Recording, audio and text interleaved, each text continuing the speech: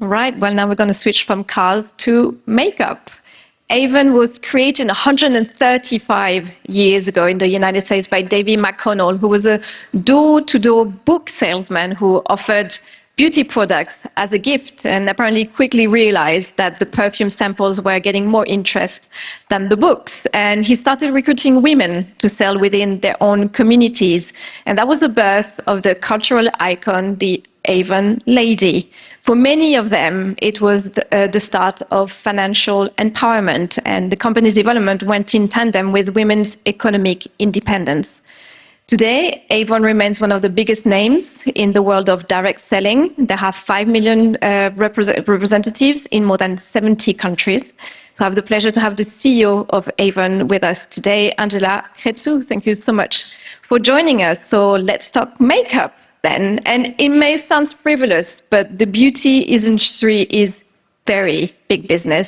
It's rapidly changing, it's growing, it's going to reach $600 billion by 2027. So again, we're talking big, big business. So how are you adapting to this changing industry while sticking to your original ethos? Bonjour, Charlotte. Je suis heureuse d'être ici. Indeed, this journey of our company, like many other companies who have presented today, you know, all these histories, especially for those who have a tradition of more than 100 years, it's truly fascinating because we went through wars, you know, consumer profile changing, cultural, diversity. Being in 70 countries, it's already telling you how much we learn and how much diversity is in not only in our portfolio of products, but our very proposition and our mission of empowering women. And I will tell you, speaking about ethos, I mean, I'm for 25 years with the company, and I lived and worked in many places around the world. I'm originally from Romania. Yet in the last 25 years, I lived in US, I lived in Russia, I lived in Turkey, leading Middle East, so from Jeddah to Manila in Philippines, from South Africa, yes, back to Central Eastern Europe, to Sao Paulo in Brazil. Everywhere I have had the chance to work with women, listen to their stories, be in their homes, and understand what drives them. And this comes to answer to your question, what's the ethos, how we keep up not only being a player in the beauty industry, but really following the purpose of empowering women from the very first mission that our founder had. So see, our business model is a wealth sharing model. So our founder believed from the very beginning that there is no value to be created unless it's shared with the very women who share beauty with the other women. And then we created that business model. This is called direct selling, where every stakeholder has its part of the earning we create. Outside then the earning as such, we follow that value that we understood that women, their participation into creating economic value has a dramatic, contributes dramatically to the progress of society.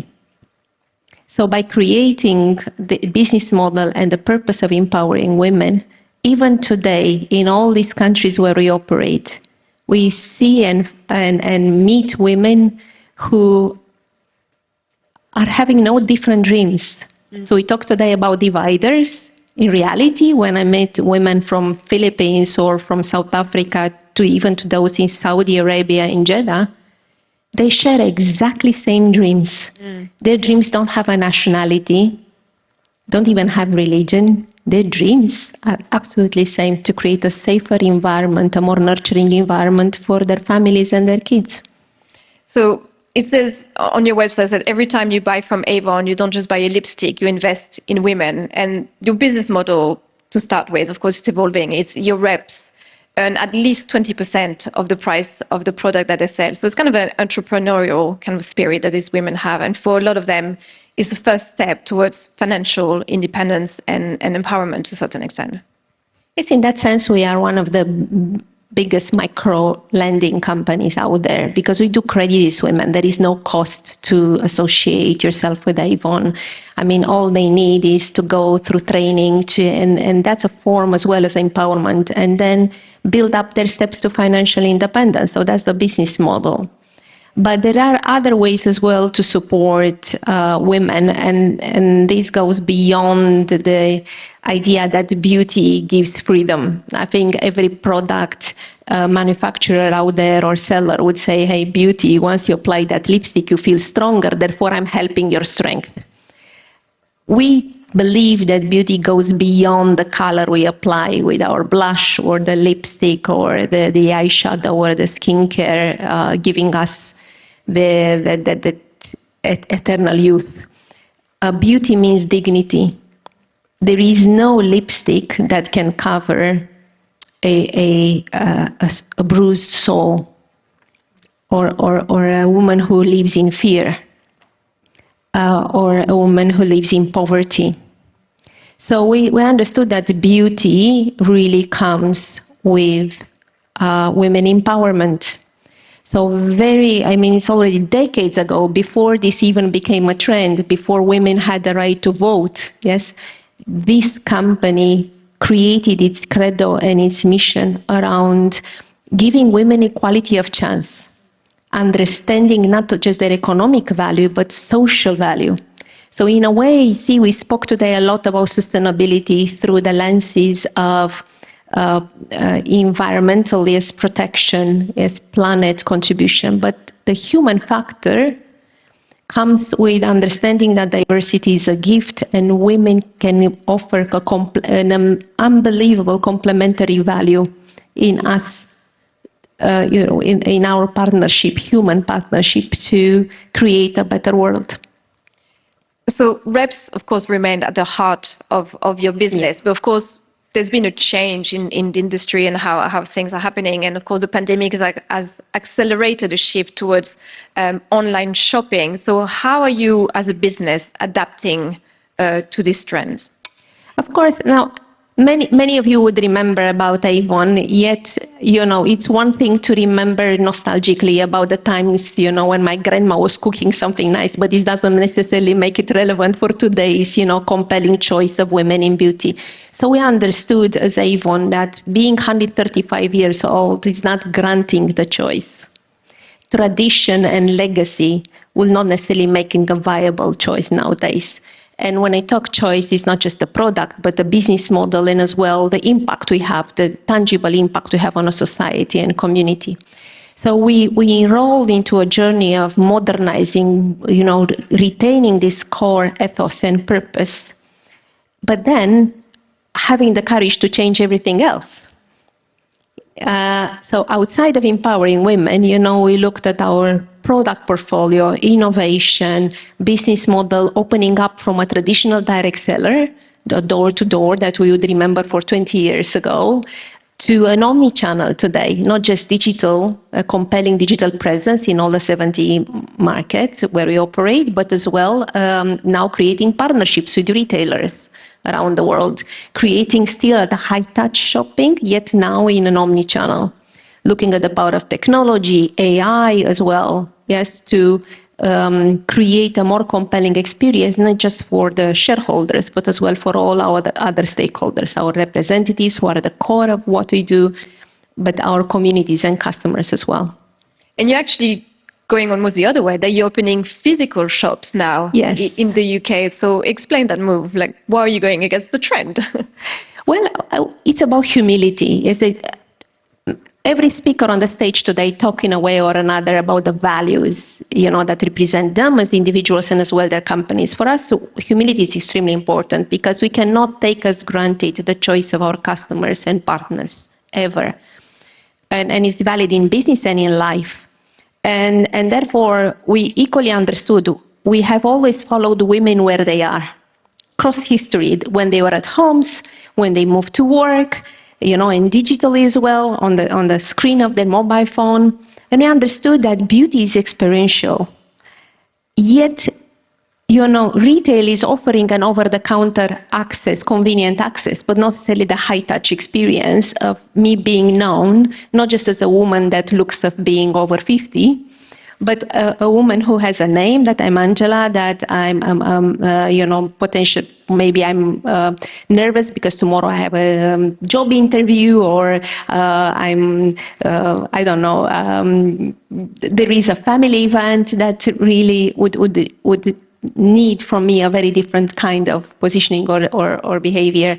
So we are looking for that kind of personalized high-touch experience. So what we've done, we said we are going to open up, create these retail experiences where women can come together, see the products. We're very proud of our products. We create high quality, still have our top-notch R&D facilities and scientists, 70% of them being women, yet create the right, democratize the value, create an accessible, affordable range of products. But to create those experiences, you need to open up the access. So coming back to humility, to close the answer, we said we follow women where they are. Women like to meet, now especially after pandemic, they want again to go out, but they equally want authentic conversations, not just transactions.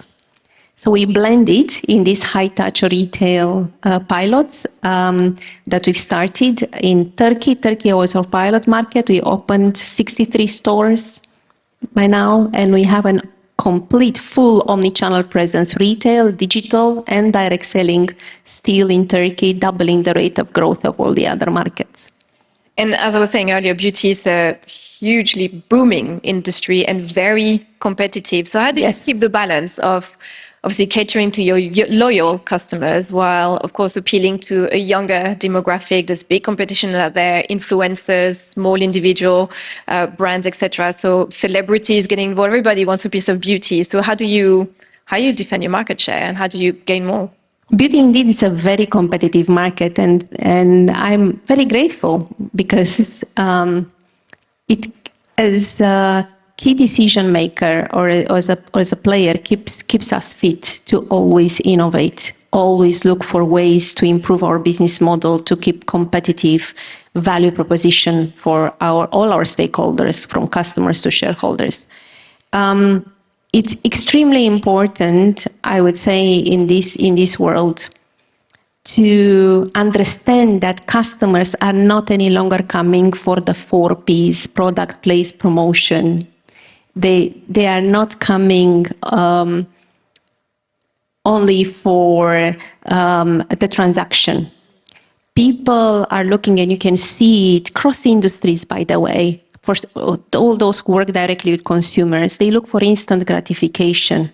There is so much anxiety currently in society, so much polarization, so much misinformation that people are looking for a gratifying, pleasurable experience that is highly personalized and it's a one they can trust. Why I'm saying that? Because AI will come with its more and more sophisticated CRMs that are going at the end to kind of identify you, Charlotte, behind the screen. But the more it gets to be personalized, the more you will step back because you would be potentially trusting less and less the unknown who knows so much about you. But if it is for you to meet me over a coffee or us being connecting to any means, because we know each other, our conversation about any service or product is going to have that authenticity and trust. So I think this is how businesses, and this is how we try right now in this competitive world, to bring in this personalization, this gratification, and as well tangible value. We talked a lot about greenwashing the other day. Many players currently globally, they call out a contribution, small or big, to the environment. I wish everyone is living up to the values they call. I think people are more and more eager to hear what's in it for my community. I want to see the clear social impact of the company I choose to provide me this service or this product. and they want to be part of it as partners, not just as a purchasers of one-time transaction transaction partners. And sustainability and clean beauty are clearly growing trends. Our customers want more and more of that. So how are you adapting your supply chain, your products to that sort of demand from customers? So that there are two types, there are two components under sustainability. Is the human factor that I called out, where we are dedicating our entire efforts to sustain, to support the equality of chance for women, because not only of the economic value they offer, it's between 12 to 28 trillion of dollars of economic value creation by just eliminating the barriers for women to become entrepreneurs, women to participate in the executive roles, supporting the economy and society. So that's a human part. Equality. The other part, it's about the well-being and financial independence and safety of women, because when they live a safer life, they can support their children better, they can support their communities better, they can support the climate environmental practices better. And Avon has been for years a keen supporter of women well-being through our breast cancer campaigns, and we donated more than $1 billion to the cause. But the one that is even closer to my heart nowadays is the fight against domestic violence. And by the way, in one of the breaks, I was so happy. I met Elizabeth from NG, and she was telling me about the NG's alliance with an NGO to support women in France, having immediate access to their NG invoices to support if they need so. But globally, 1 in 3 women is a victim of domestic violence. How can we talk about sustainability unless we are keeping, we cannot even support the safety in our own homes? So that's the human part. The part with the products now, like every other, and by the way, in beauty industry, you would know the majority of the companies are going through quite a transition, because we talk here not just about the ingredients, their sourcing, and some of the ingredients sourcing, it's really controversial, like mica, like palm oil. But we talk about packaging. Lots of our makeup, it's in plastic packaging. As well, the shower gels, not just the packaging, but its usage, speaking about the consumption of water. Then we talk about the supply chain, especially a global company like mine, when we deliver to 70 markets, when you try to manage the paradox of pleasing shareholders, but also the community. Shareholders would obviously want us to bring more return for the investments, while the community say, hey, I want competitive prices. So how to marry all these apparently conflicting demands for all the key stakeholders? It all comes with this rewiring of the organization, bringing very diverse perspectives around the table in order to get that agility, that will to explore, and always challenge ourselves to forget about what we have achieved in the past, but how we make ourselves relevant today. And with COP28 around the corner, of course, we hear from businesses here again and again how they're working hard to meet new targets, new demands from customers, adapting to sustainability targets, etc. So the private sector is working on it. But with COP28 coming, are you optimistic we might come out of it, or are you a bit more pessimistic? I mean, there's been a few of those before. This is still, again, the hottest year on record. It will be difficult for me to say I'm pessimistic, because to the core of my DNA, I'm a very optimistic person. I do see, though, very clearly, I'm critical rather, so I do see still major opportunities ahead of us that we haven't yet tackled. And even today, as I was listening to esteemed presenters today from so many industries, there is so much potential for us, not just to work with governments, not just to work with NGOs, not just only to look at our own supply chain and look for effectiveness, look for ways to reduce our carbon footprint, looking for new formulas and new processes. there is a huge opportunity of co-creation in between different industries and create better values, creating new products or new services together. And some of these co-creations might not be obvious. And I'll give you an example just to see what I'm talking about. Maybe we open up like kind of the platform for new ideas out there. In one of these conferences, actually, we met a startup who was having an amazing idea but missing scale, who came up with, and it was the very beginning, with a biopolymer that would turn, would be negative carbon footprint, would really consume carbon to create a bioplastic which is fully regenerable. And then with the situation, with that alliance as such, we said, okay, you're not going to use even a supplier-client relationship. Let's put both skin in the game. Let's create an alliance. We are going to have our first range of products using this kind of bioplastic, which is solving a huge issue when it comes to because it's becoming a negative carbon packaging, which is amazing in our world. Other types of, with a telecom company, we created together an alliance where we created, I think it was a matter of weeks, we created an app with Vodafone. We created an app to enable women who feel they are in danger just by shaking their phone to immediately send out to a selected person or to police their exact location and a signal asking for help. Or we co-created with the banking industry as well, which for a beauty company is not obvious. Yes, a beauty company say, oh, I don't want to talk to you, you're a beauty company, I'm in banking, unless you want a loan, why would you be interested for me? Well, we created a banking company. We created a co-branded credit card, which is unique in Europe, outside of the fact that, okay, it has a scent. It has our best fragrance scent. Maybe that's not important for the people who use credit cards in the room. But it does have a breast cancer insurance for women using it, outside of competitive revolving rates and so on. So I think the more we could co-create together products and services that beyond the shareholder value proposition, because all are winning through this game, they have a tangible value added to community or to planet, the better we are. So my message to COP today will be, look beyond your vertical revision of your own supply chain and from products to services. Look beyond your relationship with NGOs, your relationship with governments. Don't wait just for governments to create a better regulatory sector or support for you. There is so much we still can do in between businesses and between sectors to create better value.